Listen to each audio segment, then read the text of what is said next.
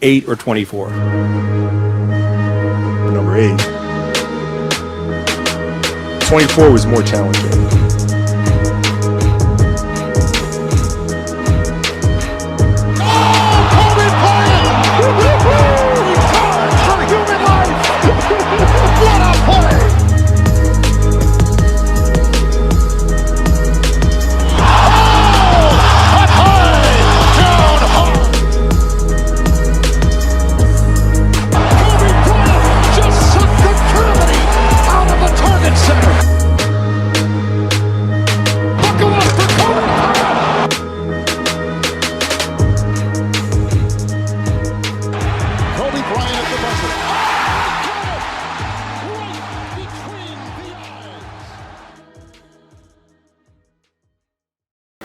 It's Monday, so that means 3 things.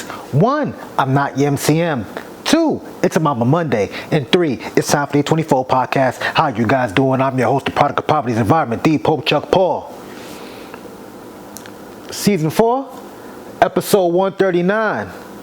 Motherfucker, I hit him up. Word to Katt Williams. I hope you guys enjoyed your week. I hope you guys enjoyed your weekend. Man, look, we're a week into 2024, and Katt Williams came out taking shots at everybody. Bang, bang, bang, bang, bang, bang, bang. Letting the Mac ring. Word to PD Crack. We gonna get right into it. We ain't gonna do all the bullshit about how you guys doing. Hope you guys blah blah blah. Fuck all that shit. Katt Williams was on Shannon Sharpe's podcast, Club Shay Shay, and 4 minutes in, he let everyone know that winners are not allowed to allow losers to rewrite history. Shit, this nigga spoke on his beef with Ricky Smiley, Steve Harvey, Cedric The Entertainer, Faizon Love, little jab at Michael Blackson, went in on Kevin Hart a little bit, a little jab at Martin Lawrence, and spoke on the little tongue lashing he had to give Wanda Smith when he went down in Atlanta at the radio station that time.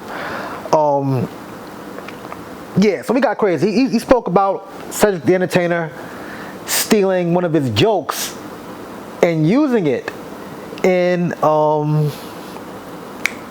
whatchamacallit, the Kings of Comedy. Normally, I think I might have that video.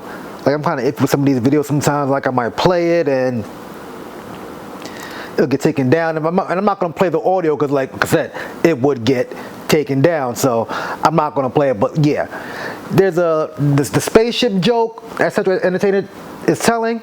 He pretty much stole it from Katt Williams. He did the same joke back in the day on BET Comic View. Sorry, you guys may not be familiar with that. It's telling my age. But instead, he used a different car. Then 2 years later, Cedric The Entertainer used it. He approached him about it. He was saying the dates didn't line up and whatnot. They got into it, whatever. And the funny thing about it, when he's talking to Shannon Sharpe, he said, "You'll probably see him before I do, but I'll let you know." There's something to the effect that he would punch Cedric The Entertainer in the gut. Like, yo, he went there, like, he's pretty much not feeling the whole clique of, well, not really the clique, because he fucked with D.L. Hughley. He had nothing to say about D.L. Hughley. Good, bad, indifference, nothing. Wasn't mentioned at all. Just Cedric and Steve Harvey.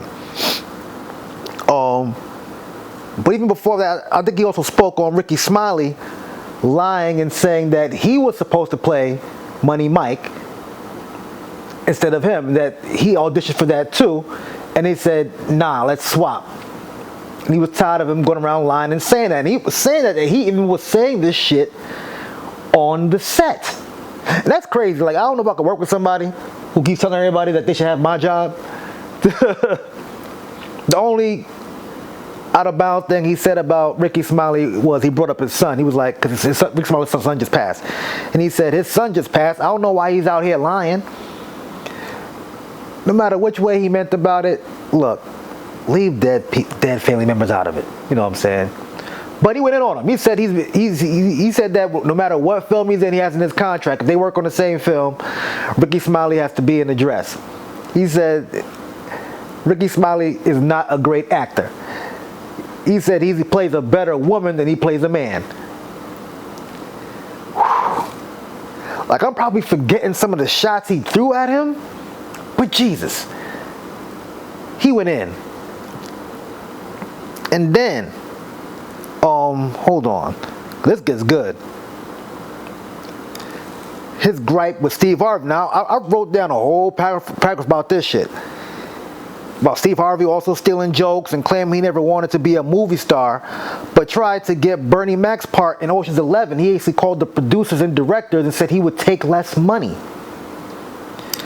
This is something that I believe Bernie told Katt, something that Bernie told Ed Lover himself, and other comedians.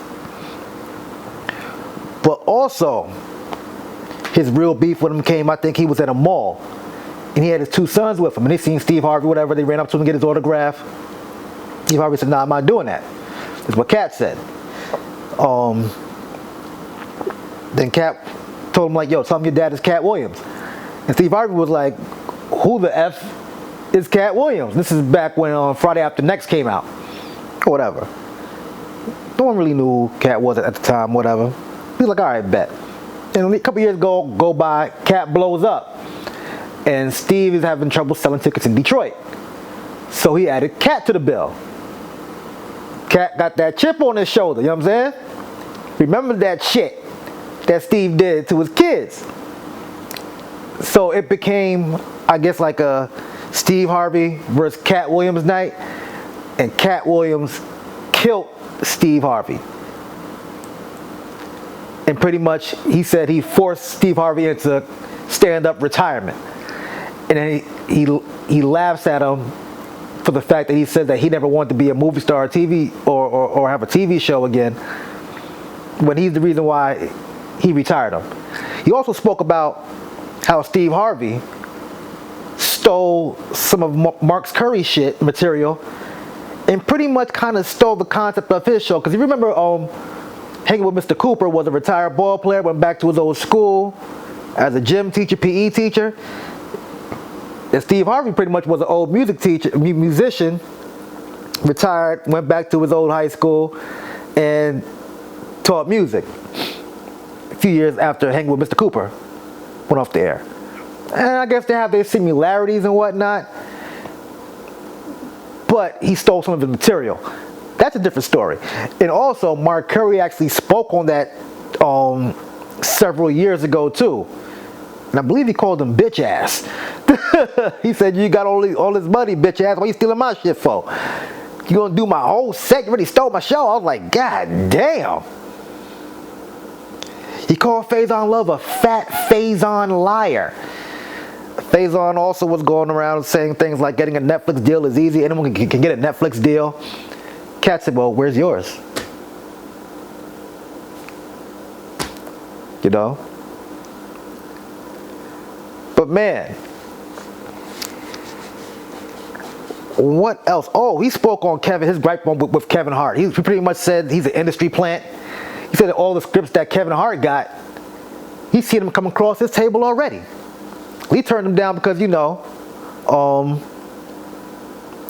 there's some things in some of the scripts, whatever, that he would not do, and they would not change those things. And he's like, yeah, I'll fuck with the script, I'll fuck with the movie, but this one thing here, I can't do that. And they're like, no, that's okay, we'll find someone else. And I guess a lot of the times that was Kevin Hart. And my thing is this, Katt, you can't fault yourself for having a certain level of integrity, because I get it. You don't want to kiss ass, you want to do nothing funny that disrespects how you look as a person, this, that, and the fourth. But this is always a motherfucker that will. And you can't be mad at the motherfucker that will do what you want. You can't. Because at the end of the day, you turned it down. It is what it is.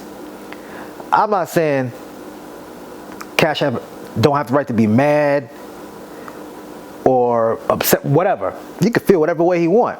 But at the end of the day, like you said, you turn down those roles. So, who cares who gets them? You know?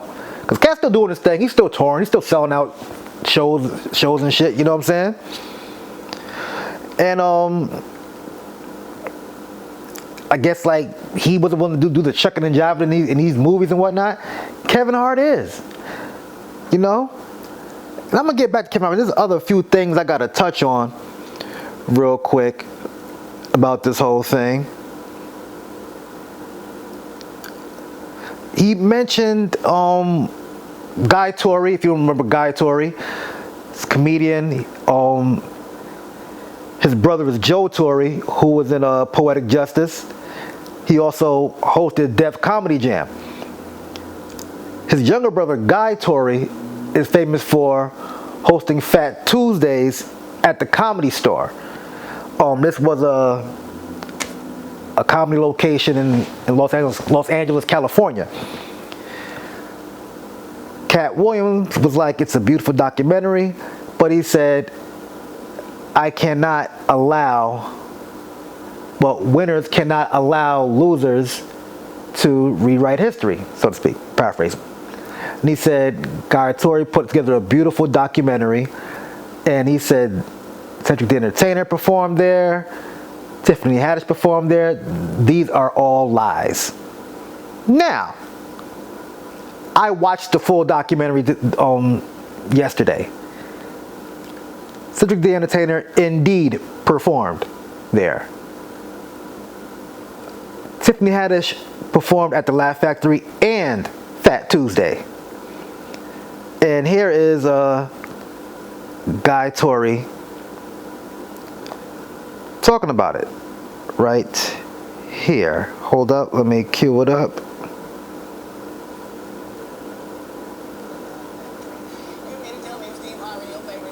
Y'all, Here we go. Guy Torry, your guy, Guy Torry. I need to address this Katt Williams situation, man. I normally don't get into stuff like this, but since my name was mentioned, I need to clear some things up real quick. First of all, I'm not taking any sides, man. You know what? He mentioned Fat Tuesdays. He mentioned my documentary on Amazon Prime right now, which is streaming strong. And he mentioned it was a beautifully done documentary, which it was. But we told no lies. And it was mentioned that in the Club Shay Shay interview that Cedric did not come through Fat Tuesdays, which is not true. Check it out. Cedric The Entertainer and Joe Torry, 1995, Fat Tuesdays. The Katt Williams himself, film director F. Gary Gray, Chris Rock, Guy Torry, Cedric The Entertainer. Some closer looks.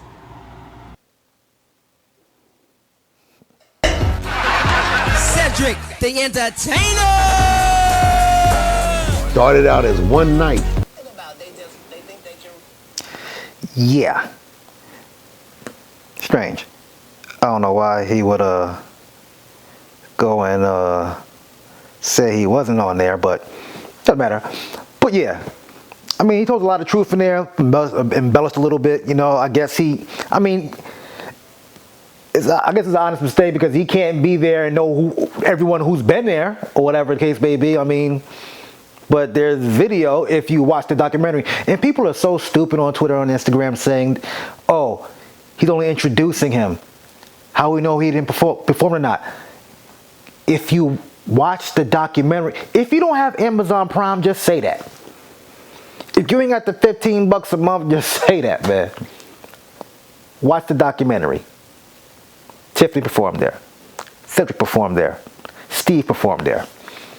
But yeah, he had the credit. There was people coming out the woodworks, clearing shit up and whatnot. I can't get into everyone else. He said some things about Ludacris too, and Ludacris ended up dropping like a little freestyle about it. I'm not gonna get into all that, but yeah, you know, it was crazy. And I really want to talk about these fickle ass fans, like y'all fans who have ADHD, who are on this Kevin Hart ain't funny, never been funny type shit now. Don't act like y'all wasn't saying, quote quoting Kevin Hart for like a good year or two or whatever. Help me. Help. Y'all wasn't saying that? Y'all wasn't saying, oh, she ain't got no nipples. Y'all wasn't saying all that? Stop it. You know. Like, some people like will throw the truth away because it's their favorite comedian or celebrity. Kev has his fans. Katt has his fans. Mike Epps even has his, like, everyone has their fans. Like, I got a whole thread on my page about folks who went to a Katt Williams show and walked out. Same with Kevin Hart. Same with Mike Epps. You know what I'm saying? Different comedians. Like, some people don't like Chris Rock. I love Chris Rock. I love Dave Chappelle. I like the dudes who tell like long-winded stories. Throw little jabs there. Hit you with a hard punchline afterwards. You know what I'm saying?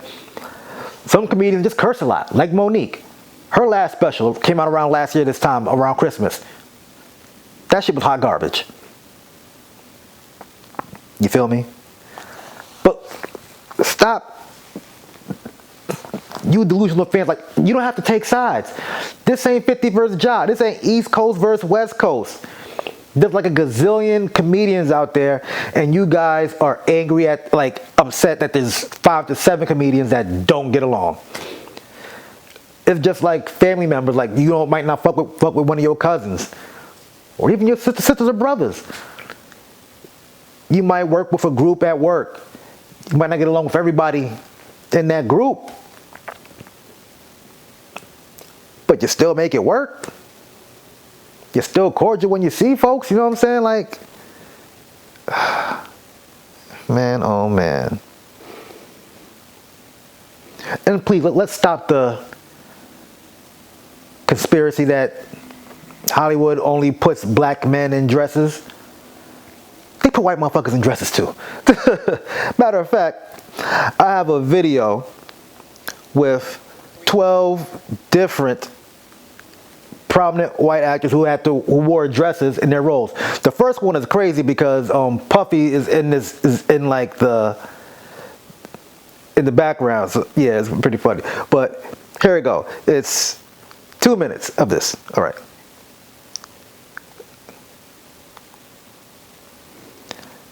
Matter of fact, I'll read the names for you. Robert De Niro, Chris Evans, Chris Hemsworth, Arnold Schwarzenegger, Bruce Willis, yikes, Sylvester Stallone, Christian Bale, Mark Wahlberg, Matt Damon, Johnny Depp, Keanu Reeves, Kurt Russell, Cillian Murphy, Jeff Bridges, Brad Pitt, Jared Leto, Matthew McConaughey, Bob Saget and Dave Coulier, James Franco, Seth Meyers, Vince Vaughn, Tim Curry, Fred Armisen, Heath Ledger,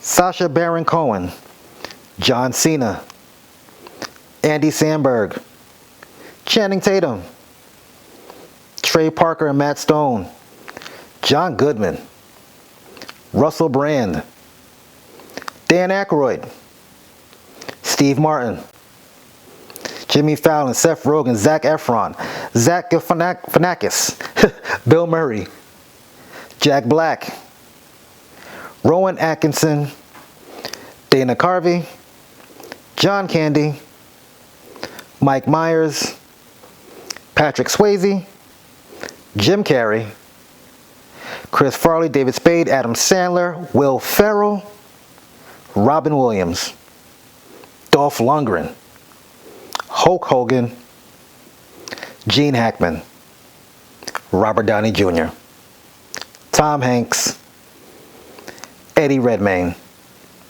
Rob Schneider, John Travolta.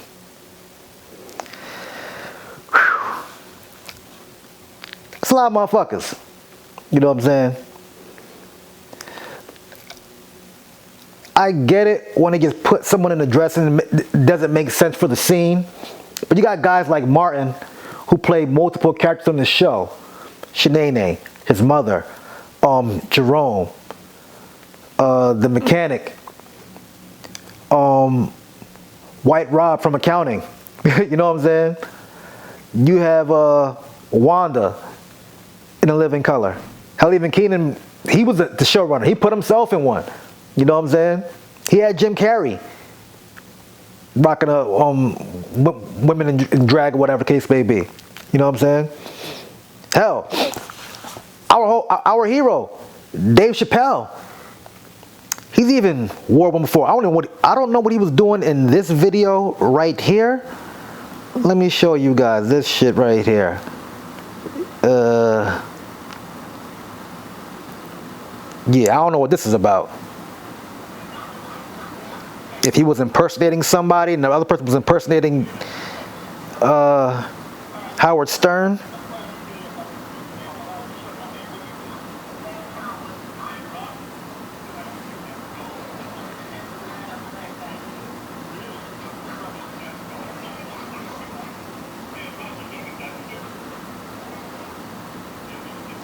No idea what's going on here. You see him right here in like the long dress or whatever with the wig, the purse, in this video. He's wrong. I should have never worn these shoes. These don't match my purse. Blinking, fix your boobs. You look like a Pablo Picasso. Goodness gracious.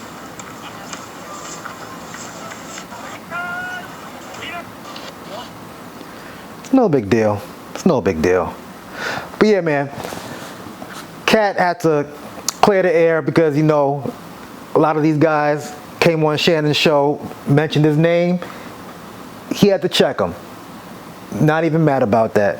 Only thing, he said some other crazy shit like he got accepted to college when he was 7, but whatever, man. I'm not gonna get into all of that. But yeah, him, but Cedric, Steve Harvey, Ricky Smiley, Faizon, they might have to see him in them streets. But also, I have to say this. It is known in the community, the comedy community, that Katt Williams is very generous. You know, he'll slide some up-and-coming comedians some money, you know, on the low at these shows. He take a lot of them on tour with him, you know what I'm saying? Let them keep their own money. He don't take a fee, you know what I'm saying? You know, he's a good dude. He always ends up in some bullshit, talking out his ass. But he's a good dude. What everyone else says, you know what I'm saying? What can you say? And also, speaking of Dave Chappelle, he dropped his special on New Year's Eve.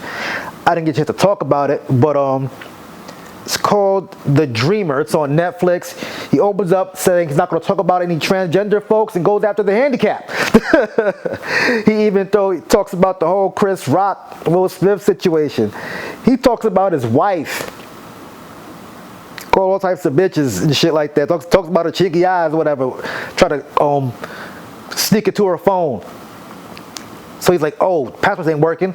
I use facial recognition.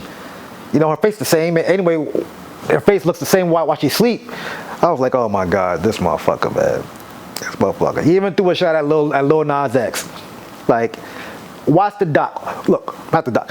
Watch Dave Chappelle's Netflix special, The Dreamer. And then when you're finished with that, watch on Amazon Prime, Fat Tuesday by Guy Tori. And then after that, if you haven't, watch Shannon Sharpe's Club Shay Shay episode with Katt Williams. I did it all in one day. that was my day Sunday. Doing my homework to give all this good shit to y'all. Oh man. Let's see if I covered everything. I talked about everybody who went at, talked about shit with Cedric, Ricky Smiley, Steve Harvey, Faizon, the fat Faizon liar. Sheesh, that was harsh. Oh, Michael Blackson, yeah. Nothing too crazy. He just told Michael Blackson switch up from dashikis to suits. But he really was, he kind of was like, kind of harsh going at him or whatever. They always have like these back and forths. Nothing too serious, but yeah. Talk about the whole Martin situation. He told Martin that, how did I mention this? He wanted Martin said he wanted to do a movie with him when he came back from his little hiatus. And it ended up being, whatchamacallit, Big Mama's House 2.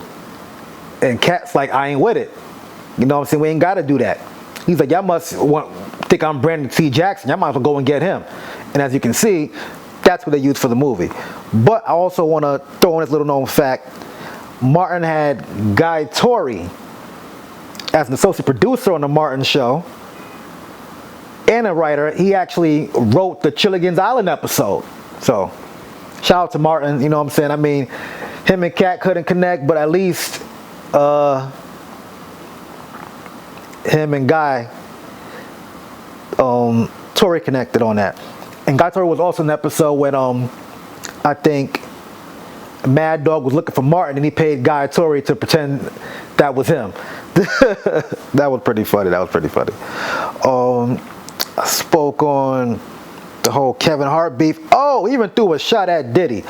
Let me go play that for you guys real quick. I'm about to get out of here, man. Where is that at? I know I got it here. Oh, right here. Now, who gonna turn down 50 million? Now, Here we go. they offered him 50 million and he turned down. Who gonna turn down 50 million? Now, I've had to turn down $50 million 4 times. 4 times. Just to protect my integrity and that virgin hole I was telling you about. Right. Because P. Diddy be wanting to party. And you gotta tell him no. You got to tell him no. I did. I did. See, I got the receipts for everything I'm telling you. That's why I can say them so freely. Ken, I need another one. You here? Get you another one Thank too, you, Ken. sir. Thank you. Come on. Because early on you was accusing me of being... Ken, man.